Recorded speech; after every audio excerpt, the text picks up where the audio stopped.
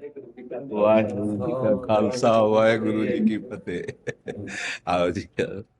बैठ लो, 2 मिनट आसन डालो, बैठा लो, विराजो, बैठ जाओ। बड़ी कृपा करी दर्शन करने।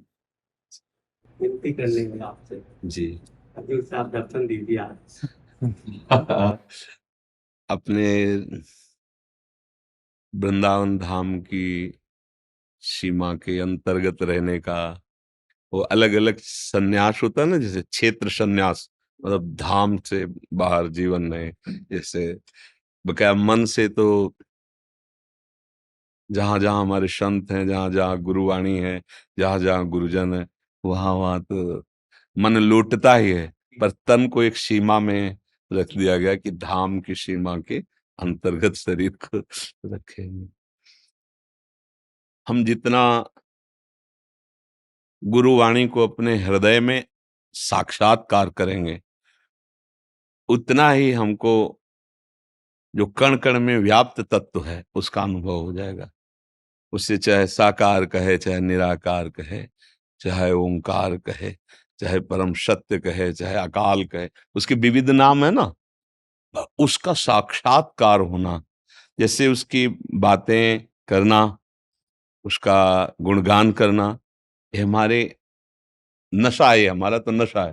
जैसे नशेबाज अपने नशे में रहते हैं, तो हमें अपने गुरुजनों की वाणी का गायन करना, अपने ईश्वर का महिमा बखान करना, पर उसका साक्षात्कार करना ये अलग बात है। जो हम गा रहे हैं उसका साक्षात्कार करना, बस लक्ष्य बना ले कि उसका साक्षात्कार करना है। पहला कदम इच्छा होती है। जैसे इच्छा कर ली ना कि जिसका हम गान कर रहे हैं उसका मुझे अनुभव होना चाहिए। जैसे हम आपको देख लिया, अब तसल्ली हो गई, अब हृदय शीतल हो गया। ऐसे हम उसको देखें। इन नेत्रों से वो नहीं दिखाई देता, उसके लिए ज्ञान चक्षु वो गुरुवाणी प्रकाशित करती है हृदय में।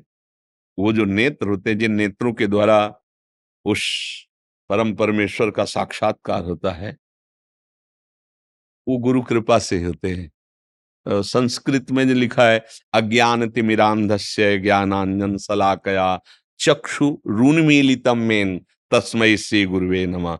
जो गुरुदेव की वाणी है वो हमारे हृदय के अज्ञान अंधकार का नाश करके ज्ञान के नेत्र प्रकाश उन्मीलित मैंने खोल दिया।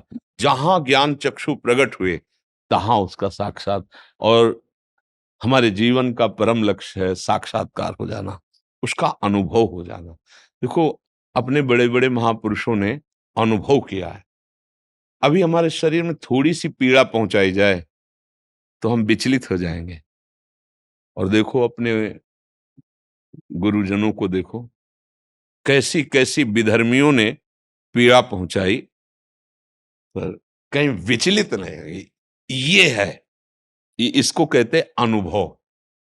हेलो, गुरुदेव जो अर्जुन जी महाराज का हमने जब चैत्र, तो उसमें जब ये सुना कि तपती हुई बालू उनके, और इसके बाद कड़ाह में, खौलते हुए कड़ाह में, फिर हम वहां एक सूक्ष्म था कि एक फकीर प्रकट हुए, वही सिद्ध फकीर, और उन्होंने कहा कि साहब आपकी तो अर्जुन देव जी से कि आपकी सामर्थ्य इतनी है कि आप एक जरा सा संकल्प कर दें तो बिना अस्त्र उठाए विधर्मियों का नाश हो जाए, आप ऐसा क्यों नहीं करते, या आप मुझे आदेश करो।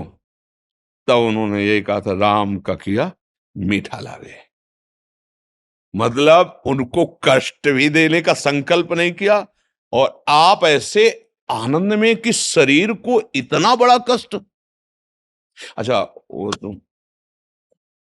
जो साहबजादे, हाँ, आप देखो अभी तो नौ किशोर अवस्था है, मान लो कमल अभी पूरा खिला भी नहीं है, तारुण्य प्रथमो प्रवेश समय, अभी तरुण अवस्था की प्रथम भूमिका है, और दीवाल में चुने जा रहे हैं, और विधर्मी कह रहे हैं मेरी बात को स्वीकार करो। तो कितनी बड़ी सामर्थ्य है। यहां अगर जरा भी पीड़ा दी जाए तो हो सकता है विचलित हो जाए हम, कि चलो यार पीड़ा से बचने के लिए, हाँ बाद में देख लेंगे, अभी तो नहीं। जीवन को लीन कर दिया, पर विधर्मियों की बात नहीं मानते। इतने लालच भी होते हैं, हाँ, फिर भी हाँ, डोले नहीं होते। हाँ। जी सर। तो इसका मतलब है कि हम अपने गुरुजनों के चरित्र और गुरुवाणी का, तो वो हमें ये मजबूती देती है कि प्राण और तन दोनों को न्यौछावर करके हम उस परमेश्वर का अनुभव करें, जिसके अनुभव के बाद कोई कष्ट कष्ट नहीं रह जाता। जब पहली बार ये चरित्र का मनन हुआ, तो लगा अरे गजब की स्थिति, बिना स्थिति के हो सकता है। अभी एक थोड़ी सी जलन अग्नि की दी जाए तो सारा ध्यान वहीं चला जाएगा, और वो अपने स्वरूप परमेश्वर में स्थित है। तो इसलिए हमारा हृदय खिल जाता है, हृदय आनंद से नाच उठता है कि हाँ, हमारे जो गुरुजन हुए हैं हमको कितना बल प्रदान कर रहे हैं। उसी बल से हम माया पर विजय प्राप्त करेंगे। वो फतेह जो है ना, उन्हीं के बल से, गुरुजनों के बल से है।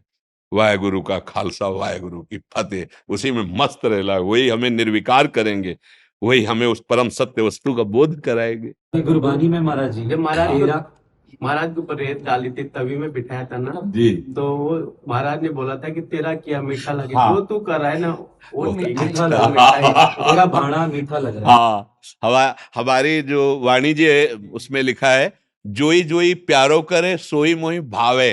हाँ, मेरा जो प्यारा है वो जो जो कर रहा है मुझे बहुत अच्छा लगता है। जैसे वाणी जी में बताया ना कि तेरा किया मीठा लगे, तो जोई जोई प्यारो करे, और ज्यों ज्यों राखत हो त्यों त्यों रहियत हो हरि।